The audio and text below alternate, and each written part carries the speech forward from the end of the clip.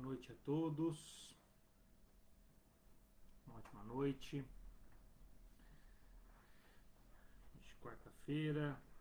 Já vamos começar mais um discipulado em que estamos estudando, lendo e estudando o livro do Evangelho de São Lucas. Estamos no capítulo 1. Caminhamos alguns versículos e hoje vamos avançar em mais alguns. Boa noite, Pri. Tudo bem com você, com o Ricardo? Então, hoje a gente vai trabalhar o livro de Lucas, capítulo 1, versículo 1, ou versículo 57, melhor dizendo, versículo 1 nós já trabalhamos, versículo 57 até o versículo 80. Nós vamos hoje concluir a nossa meditação aqui no Evangelho de Lucas, no capítulo 1. E aí já nos preparamos para o capítulo 2 na sequência. Amém? Vamos orar para a gente começar? Pai, nós te agradecemos nesta noite pela oportunidade que o Senhor nos concede mais uma vez de estarmos à tua presença, lendo a tua palavra, meditando nela. Nós te louvamos e te exaltamos por essa oportunidade, ó Deus. Que nesta noite o Senhor possa falar aos nossos corações por meio da tua palavra, que o teu Espírito Santo possa abrir o nosso entendimento, os nossos olhos, trazendo o discernimento necessário para a compreensão da tua Escritura de forma correta e verdadeira como ela é, Senhor. Nós te pedimos, ó Pai, tem misericórdia das nossas vidas, perdoa os nossos pecados, nossas falhas e transgressões. Nós nos colocamos diante de Ti, crendo que Tu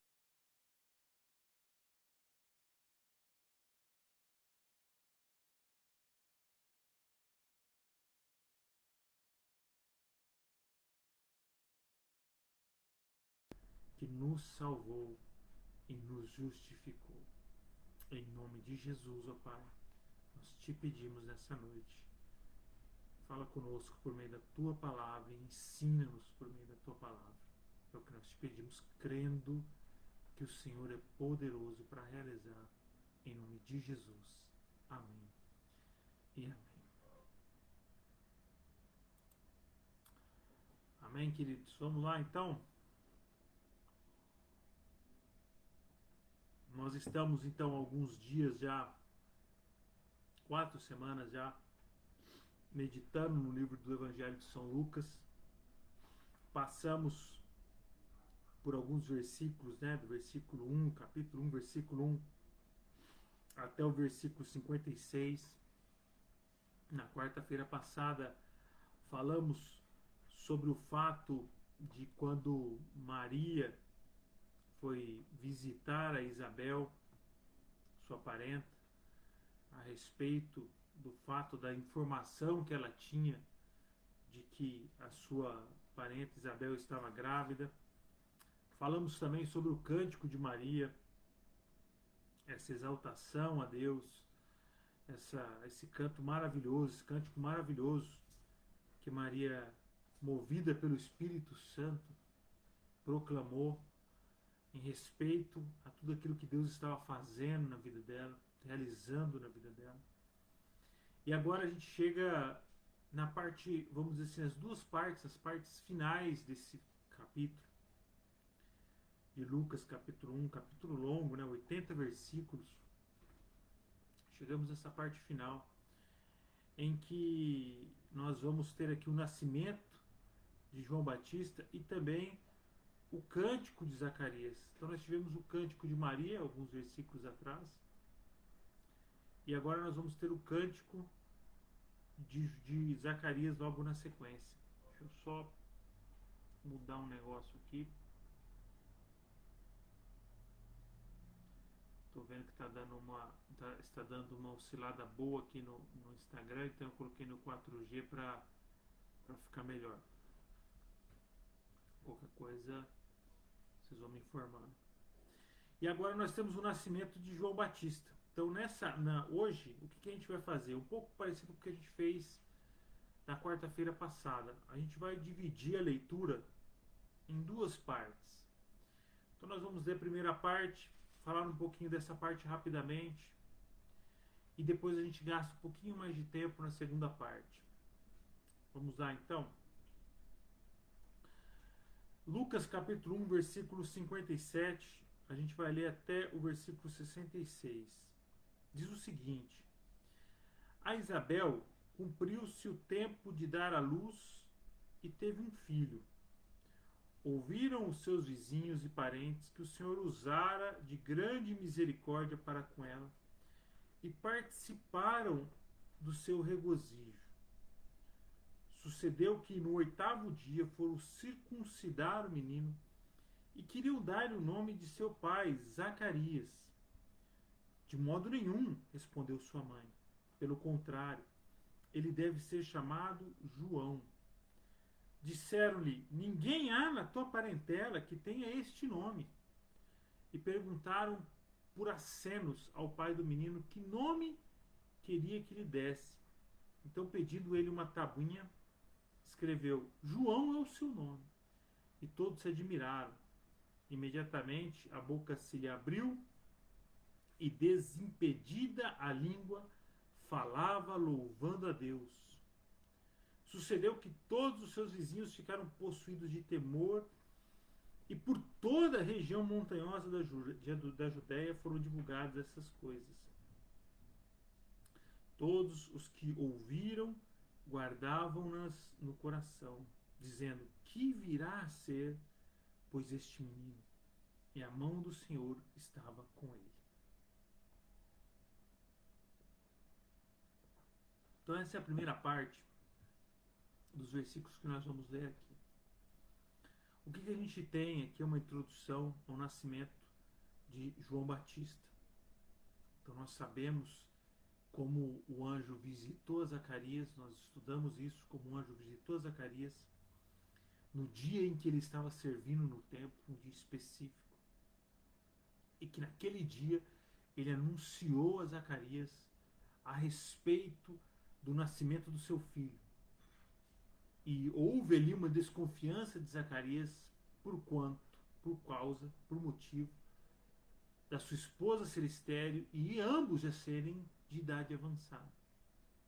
Por causa disto, dessa desconfiança de Zacarias, vamos nos lembrar, o anjo lhe disse a ele que ele ficaria mudo, que ele não poderia falar até o dia que estas coisas se cumprissem. Que coisas? Que a sua esposa viesse a ficar grávida, o que ocorre logo após ele voltar para sua casa, depois de terminado o seu período de servir no templo, e logo após o seu filho nascer, conforme o anjo havia dito. A partir desse momento, até esse momento, ele estaria mudo. Aqui a gente tem agora a revelação, por meio de Lucas, que se cumpriu o período em que Isabel estava grávida e ela teve um filho, ocorrendo exatamente como o anjo havia descrito a ele. E os seus vizinhos e parentes ficaram sabendo dessa notícia, dessa misericórdia que o Senhor teve com eles, e vieram se alegrar com Isabel e com Zacarias. Lembra que a gente falou sobre isso? Que quando você morava nesse período, quando você vivia nesse período no vilarejo, havia uma grande festa, não era uma alegria só para a família, não era uma coisa em que ia o marido, ou nos tempos de hoje, vai o marido e a esposa para uma maternidade, às vezes os avós vão presentes, mas às vezes nem os avós podem mais, às vezes, participar desse momento numa maternidade, e aí depois você traz o filho para casa, aí não tem nem aquela festança toda como às vezes acontece nos dias de hoje, ainda mais no período de pandemia que a gente está vivendo, às vezes as visitas até demoram para ocorrer, você fica todo receoso. Não, naquele tempo havia uma grande festa, uma grande comemoração, e a gente se lembra que Isabel havia se escondido por um grande período esperando que esse momento ocorresse, para que isso realmente viesse à tona. E todos aqueles que estavam com eles, que viviam ao seu redor, vizinhos, familiares, pudessem se alegrar pela misericórdia de Deus manifesta na vida dessa mulher, que era uma mulher estéril e que já era de idade avançada. Nós vemos aqui o cumprimento da palavra de Deus. E aqui já nos chama a atenção o fato de que o nosso Deus é um Deus que cumpre as suas promessas. Aqui é uma verdade que transcende, que passa, que vai além da realidade de Isabel e Zacarias, mas que revela um Deus que cumpre as suas promessas, que a sua palavra não volta vazia. Aqui é uma verdade na qual nós devemos aprender e compreender e praticar nas nossas vidas, de fé ao que Deus tem nos prometido, de fé em crer e tomar como uma convicção isso nas nossas vidas, daquilo que Deus tem falado e colocado ao nosso coração e daquilo que Ele tem nos ensinado a respeito dele e das suas promessas na sua palavra, nas Escrituras, daquilo que Cristo Jesus fez e cumpriu na cruz do Calvário. A Bíblia diz, na sequência, que passados 8 dias, isso era uma prática que vinha já há algum tempo, que a gente encontra a determinação dessa prática em Levítico capítulo 12, no versículo 3, mas ali no versículo 1, que a lei nos explica qual era o processo de purificação da mulher depois do parto. Que ela deveria ficar 7 dias em período de purificação por conta do parto que havia ocorrido, e que ao 8º dia a criança deveria ser circuncidada, se fosse um menino, obviamente. E isso remetia, inclusive, a uma prática que vinha até anteriormente, lá em Gênesis, capítulo 17, no versículo 9, quando Deus institui isso a Abraão, e ensina isso a Abraão, que essa era uma prática que deveria ser feita nos meninos que nascessem. E aqui a gente vê no versículo 59 isso acontecendo como uma demonstração do pacto que aquele povo tinha com Deus até aqueles dias. A palavra de Deus, aquilo que Deus tinha dado a Abraão, que depois estava lá em Gênesis, como a gente falou aqui agora, que depois foi descrita por Moisés em Levítico também, chega até os dias de Jesus, até os dias de Maria, de Isabel, segue sendo cumprido, e nós vamos ver mais para frente a mesma prática no nascimento de Jesus Cristo, mostrando a aliança que esse povo tinha, esse povo do Antigo Testamento tinha aqui também no Novo Testamento.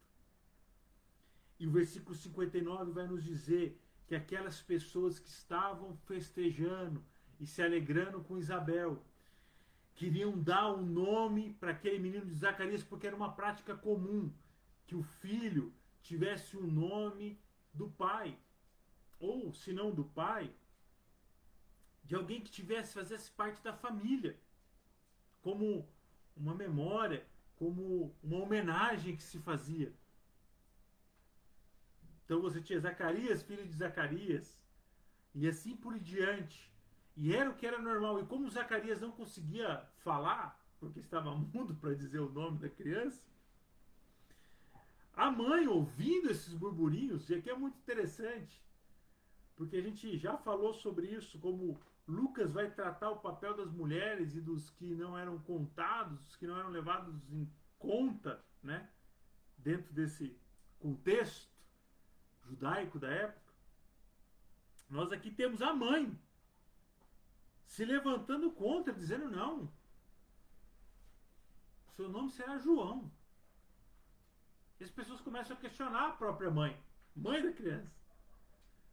Mas por que ninguém na sua parentela tem esse nome? Não está certo você não pode decidir isso sozinha. Vamos perguntar pro pai, acenando, como é que vai chamar, e tentando fazer aquela leitura labial, porque não queriam aceitar que a mãe definisse o nome de João, porque João não era um nome que estava presente na família. Aqui a gente até, existem algumas pessoas que defendem que talvez isso tenha acontecido de forma é, revelada, vamos dizer assim, a Isabel, pelo fato de que a gente não tem um relato que anterior, pelo menos aqui em Lucas, de que Zacarias tenha dito a Isabel que o nome seria João. Entretanto, a gente vê que ele se comunica com uma tabuinha, então é bem possível que ele já tenha dito numa tabuinha, escrito numa tabuinha, olha, quando o menino nasceu o nome vai ser João. Mas o que nos revela o texto aqui é que as pessoas não queriam confiar no que a mulher estava dizendo. Falaram, não, vamos perguntar pro pai. E aí eles vão questionar o pai. E no versículo 63 ele pega essa tabuinha e diz, João é o seu nome. E todos se admiraram com aquilo. Pelo fato da escolha daquele nome destoar daquilo que estava acontecendo, da mulher ter dito o nome anteriormente, e toda aquela situação já estava fugindo da compreensão deles. Primeiro, a mulher estéril, o casal envelhecido, agora toda essa questão do nome, como estava se envolvendo, de onde surgiu esse nome, de onde tiraram esse nome, por que esse nome, estão colocando esse nome no menino. E de repente, imediatamente, na hora que ele declara isso, que o nome será, a sua boca se abre e ele começa a louvar a Deus.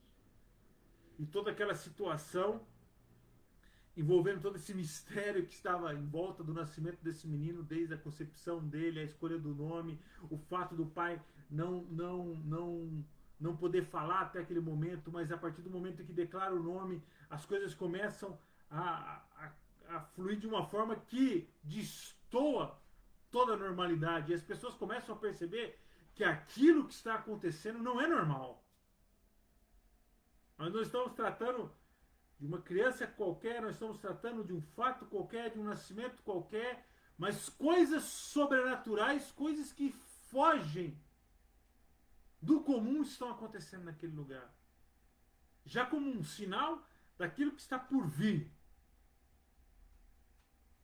Lembre-se que nós estamos falando de um povo que há 400 anos convive com o silêncio dos profetas. Convive com o silêncio da palavra profética e que agora começa a vivenciar coisas maravilhosas. E todos começam a comentar, e isso começa a correr pelas ruas daquele vilarejo, começa a correr pelas vilas da Judéia, começa a correr por aqueles cantos. O nascimento desse menino não foi normal, as coisas que estão acontecendo naquele lugar não é normal, e já há uma expectativa sobre o que será que veio pela frente. E aí a gente entra na segunda parte desse texto. Porque as pessoas começam a dizer que virá a ser. E de certa forma Zacarias, com o seu cântico, vai antecipar um pouco daquilo que está por vir. O versículo 67. Nós temos o início do cântico de Zacarias. E ele diz o seguinte, Zacarias, seu pai, cheio do Espírito Santo. Mais uma vez vamos trazer essa ênfase, a mesma ênfase que nós demos em relação ao cântico de Maria. Aquilo que Zacarias vai profetizar, aquilo que ele vai falar agora, não é só do seu coração, não é da sua memória, mas ele está cheio da unção do Espírito Santo. É o próprio Deus direcionando o cântico dele. E a Bíblia diz que ele profetizou dizendo, bendito seja o Senhor, Deus de Israel, porque visitou e redimiu o seu povo. E nos suscitou plena e poderosa salvação na casa de Davi, seu servo, como prometera desde a antiguidade por boca dos seus santos profetas, para nos libertar dos nossos inimigos e das mãos de todos os que nos odeiam, para usar de misericórdia com os nossos pais e lembrar-se da nossa santa aliança e do juramento que fez Abraão, o nosso pai, de conceder-nos que, livres das mãos de inimigos, o adorássemos sem temor, em santidade e justiça perante ele, todos os nossos dias. E aí eu quero fazer uma pausa aqui, nesse cântico, porque agora, a partir do 76, ele vai mudar um pouco o foco. A primeira parte desse cântico, movido pelo Espírito Santo, Zacarias traz à memória a promessa de Deus para Israel, para aquele povo. A promessa que todos os profetas da antiguidade, os santos profetas, por meio das suas bocas, trouxeram e proferiram, como ele diz no versículo 70, a respeito da libertação àquele povo, a respeito de como eles jamais seriam escravos, jamais estariam submissos a outra nação, a não ser ao próprio Deus, e que eles estariam livres para adorá-lo, livres para exaltá-lo, livres para glorificar. Havia uma promessa para aquele povo, e aquela promessa se cumpriu, uma promessa para a nação de Israel. Estava prestes a se cumprir. Não por conta de João, mas João fazia parte desse processo. Era necessário que João viesse primeiro, para preparar o caminho para aquele que queria redimir. A vinda de João trazia e despertava desse menino essa esperança. Por isso ele bendiz ao Senhor. Por isso ele traz à memória as promessas, exaltando que estamos falando de um Deus que não se esquece e abandona o seu povo, mas um Deus que se lembra de todas as suas promessas e as cumpre.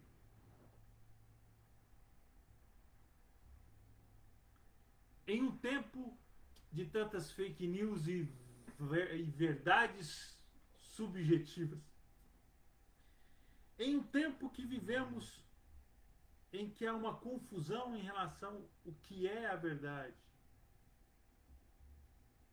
sabemos e temos no nosso coração a certeza de que o nosso Deus é verdadeiro e que cumpre o seu juramento, o que a tua palavra diz ao nosso respeito, nos traz um alívio e um conforto que o mundo não pode nos dar.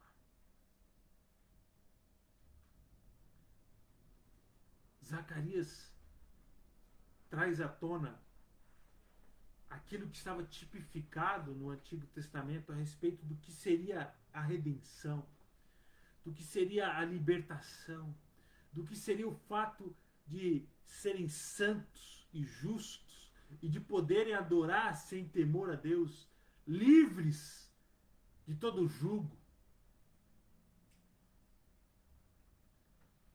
livres de toda condenação. Que talvez a eles ainda não estivesse claro e não estava claro, porque o Senhor Jesus iria transformar toda essa tipificação que havia do Antigo Testamento em algo real e verdadeiro para eles agora. Ampliando as fronteiras de Israel, ampliando as fronteiras da promessa para os gentios, levando para todos aqueles que ouvirem a palavra de Deus e que pudessem ser redimidos e serem libertos do verdadeiro jugo do pecado,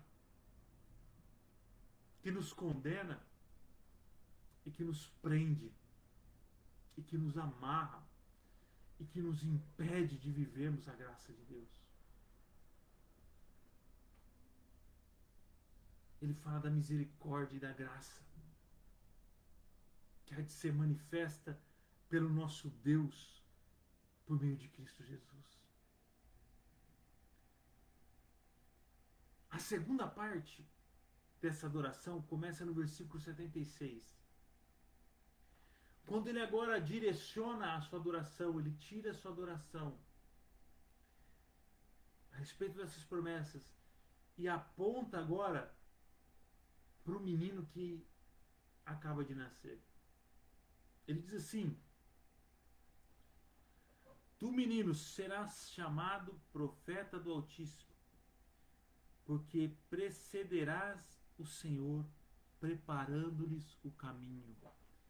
Ele está fazendo aqui a referência a uma promessa em Malaquias capítulo 3, versículo 1, que ele diz: eis que eu envio o meu mensageiro, que preparará o caminho diante de mim. Olha que coisa maravilhosa. No começo nós temos isso, esse homem está direcionado pelo Espírito Santo.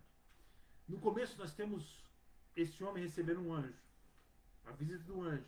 Esse anjo traz as notícias a respeito desse menino. Ele ainda está um pouco incrédulo e fica mudo por isso.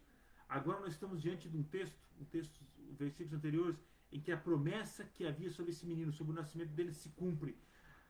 Nascido o menino, gerado o menino, agora a outra revelação sobre esse menino, sobre o seu papel. Zacarias recebe primeiro uma revelação de que há um menino, esse menino virá, o Espírito será sobre a vida dele, ele será profeta, e o que esse menino irá fazer? Começa então agora essas profecias sendo manifestas. Segue no versículo 77, para dar ao seu povo conhecimento da salvação, no redimi-lo dos seus pecados, graças à entranhável misericórdia de nosso Deus, pela qual visitará o sol nascente das alturas, para alumiar os que jazem nas trevas e na sombra da morte, e dirigir os nossos pés pelo caminho da paz. Olha que coisa maravilhosa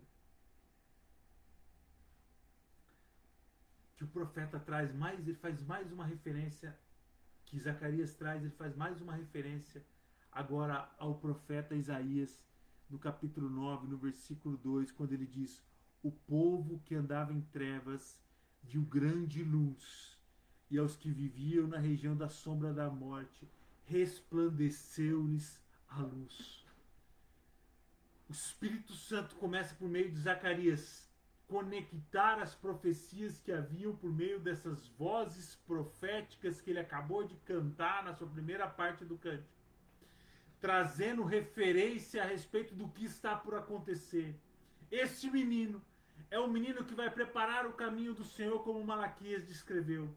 Esse caminho do Senhor, ele é maravilhoso, ele é incrível, porque ele vai nos trazer um conhecimento, ele vai nos redimir dos pecados. É essa graça entranhável, essa graça que vem do profundo coração do nosso Senhor, que vai nos redimir dos nossos pecados, vai nos alcançar essa misericórdia de Deus. É como um sol de justiça que há de raiar sobre as nossas vidas. A esperança há de brilhar sobre as nossas vidas, sobre todas as nações. E as trevas que cobriam esse povo, as trevas da qual esse povo caminhava sem esperança, será dissipada por meio do nosso Senhor Jesus Cristo. Esse povo que caminhava sobre a sombra da morte vai ser dirigido por um caminho de paz. Um caminho de paz que começa a ser aberto por esse menino chamado João Batista, que começa a preparar o terreno para que o momento, para que esse sol brilhe de forma maravilhosa, que é o nosso Senhor Jesus Cristo. É como se o mundo estivesse sendo preparado para esse grande momento, esse momento maravilhoso, que é o nascimento do nosso Senhor Jesus Cristo, o surgimento de Jesus Cristo.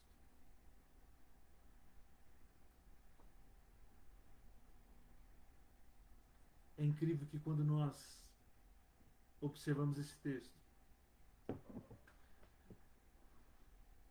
começamos a pensar no papel de João Batista, de preparar esse caminho, de levar esse caminho, de preparar o caminho para que as pessoas olhassem para Cristo, vissem a Cristo.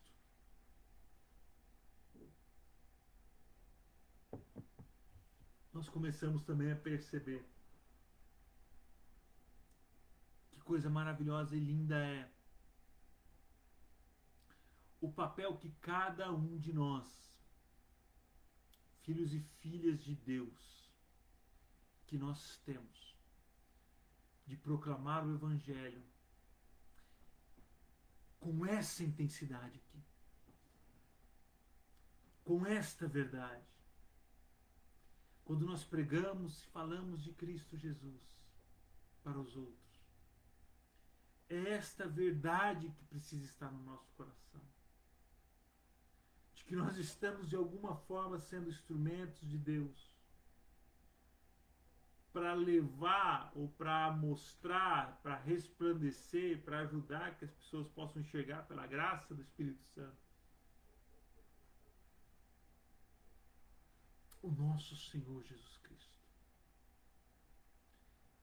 Que elas possam enxergar como essa graça maravilhosa, misericórdia maravilhosa de Cristo, de Deus, nos alcançou.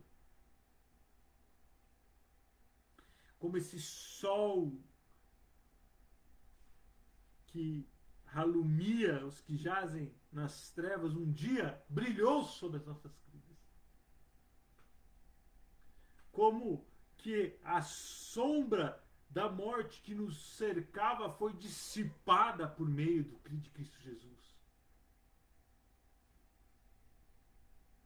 E como nós, como homens e mulheres nascidos de novo, temos como missão, assim como João Batista, proclamarmos o Evangelho, anunciarmos as boas novas, abrir os nossos lábios e proclamar a graça de Deus sobre as nossas vidas. Proclamar que o nosso Redentor vive. A Bíblia diz, então, no versículo 80, que o menino crescia e se fortalecia em espírito. A nossa caminhada nesta vida cristã, na nossa jornada, nossa peregrinação nesta terra, passa por muitas etapas e muitos processos. Nós temos nossas capacitações profissionais, nós temos a construção familiar, nós temos o rol e a rede de amigos que nós vamos fazendo e vamos aprendendo com eles, ensinando. Mas a gente nunca pode esquecer que a nossa caminhada nesta terra também passa por esse processo de crescer e se fortalecer no Espírito de Deus. A cada ano da nossa vida, a cada ciclo que vivemos nessa terra, precisa ser de crescimento espiritual, de maturidade, de aprofundamento das Escrituras, de conhecimento de Deus, de relacionamento com o Espírito Santo, de proximidade com Cristo. Nós fomos chamados para crescer. E quando nós estamos falando de números ou coisas do tipo, não. Nós estamos falando sobre aprendizado, de amadurecimento, de conhecimento de Deus, de conhecimento do propósito de Deus para as nossas vidas.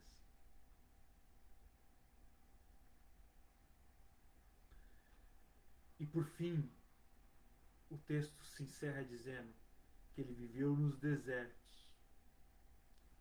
até ao dia em que havia de manifestar-se a Israel. Isso é maravilhoso. Porque por muito tempo a gente fica ansioso para que algumas coisas aconteçam na nossa vida.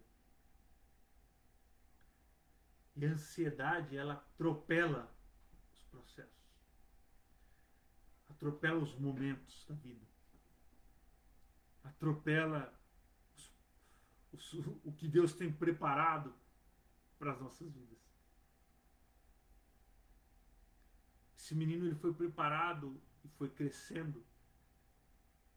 E agora a gente sabe que no deserto, em um lugar não tão legal de se viver, e que talvez você não tivesse tantas pessoas para reconhecer e para enxergar aquilo que está acontecendo na sua vida. A Bíblia nos revela muitos exemplos de como Deus trabalha desta forma. Como ele chamou o rei Davi, que estava lá cuidando de ovelhas, e como ele vai lembrar Davi a respeito disso. Eu te tirei do meio das ovelhas. Se você for ler o livro de Juízes, você vai ver homens sendo levantados que estavam escondidos em outros lugares.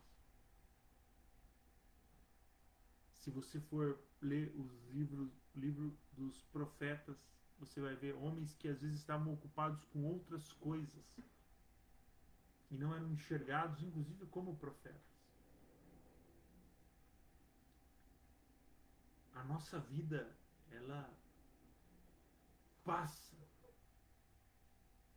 por esse processo com Deus. Quando nós encontramos Deus, quando Ele nos encontra, quando Ele nos chama, quando Ele nos convoca, quando Ele nos vivifica, quando nós nascemos de novo. Como uma criança, nós começamos a crescer e a nos fortalecer em espírito. Até que chegue o momento em que havemos de nos manifestar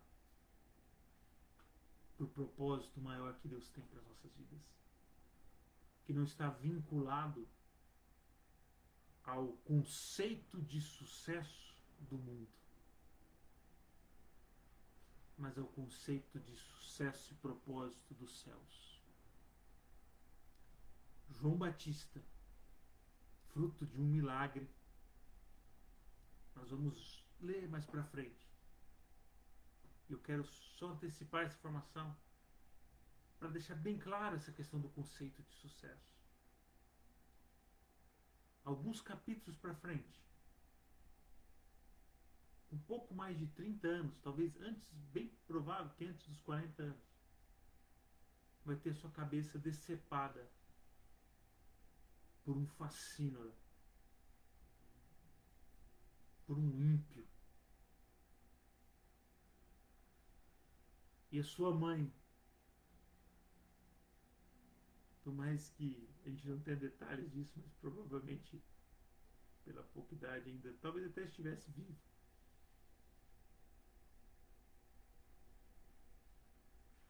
O sucesso, quando nós estamos falando de manifestação por propósito de Deus, que era esse propósito de João Batista, o nosso conceito de sucesso, de propósito, ele não pode estar alinhado ao conceito desta terra. Porque se a gente pensar assim, talvez a gente se frustre. Por não conhecer a Deus verdadeiramente. Por não conhecer o propósito que Deus tem para as nossas vidas.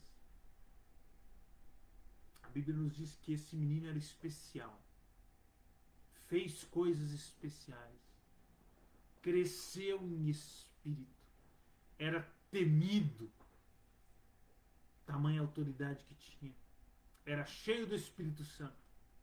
Desde o ventre até o último suspiro da sua vida. E ainda que tenha morrido como morreu, nunca fracassou no propósito de Deus, mas cumpriu com excelência aquilo que foi chamado a manifestar, que era preparar o caminho do Senhor. A gente nunca pode se esquecer disso. De quem Deus é, que Ele é fiel na sua palavra, que mesmo em meio a desertos Ele nos prepara, e que mesmo diante de dificuldades e lutas, Ele nunca nos abandona. Ele cumpre a sua promessa até o último dia. Assim nós cremos e vivemos, não como este mundo vive, não como este mundo crê, mas como a palavra de Deus nos ensina a viver e a crer neste mundo. Em nome de Jesus. Amém. Amém. Vamos orar? Pai, nós te agradecemos mais uma vez pela tua palavra, por aquilo que o Senhor tem nos ensinado. Te louvamos e te exaltamos, porque a tua palavra é fiel e verdadeira, e o Senhor, Pai, não falha. Ainda que venhamos falhar, ainda que venhamos errar, ainda que venhamos, ó Deus, vacilar, Pai, o Senhor não vacila. O teu braço forte permanece estendido e a tua palavra não volta vazia. Ela se cumpre. Nós nos apegamos à tua promessa, nos apegamos ao Senhor, Pai, na confiança que temos em Ti. Que nessa noite essa verdade possa penetrar no nosso coração e jamais venhamos nos esquecer de tudo aquilo que o Senhor tem feito nas nossas vidas. Em nome de Jesus, Pai amado. Amém e amém. Amém, meus irmãos e irmãs, fiquem com Deus. Deus abençoe. Tenham uma ótima semana. E domingo nós estamos de volta, 10 horas da manhã, para fazer o nosso estudo bíblico no Catecismo Nova Cidade. Deus abençoe, fiquem com Deus. Tchau, tchau.